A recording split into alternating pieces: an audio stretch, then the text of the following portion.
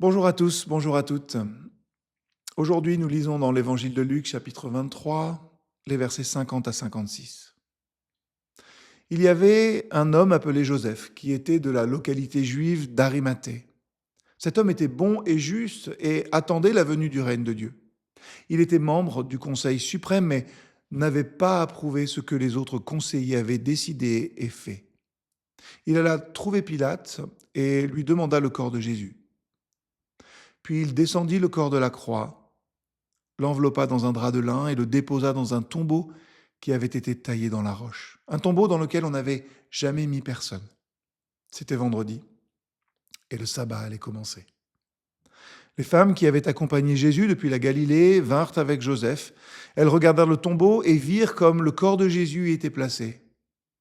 Puis elles retournèrent en ville et préparèrent les huiles et les parfums pour le corps.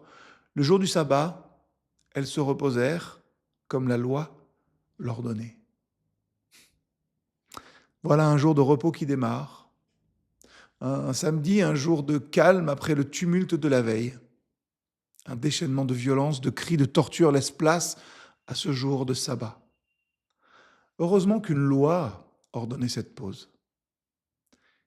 Et au milieu de tout ça, on apprend qu'il y avait un homme appelé Joseph, un membre du Conseil suprême qui n'avait pas approuvé la décision et fait à Jésus ce qu'ils ont fait. Mais il n'avait pas pu empêcher cela. Mais il va faire quand même quelque chose de très important.